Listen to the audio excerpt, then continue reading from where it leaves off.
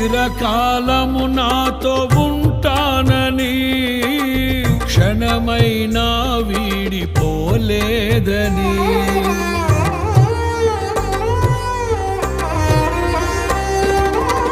నీలో నన్ను చేర్చుకున్నావని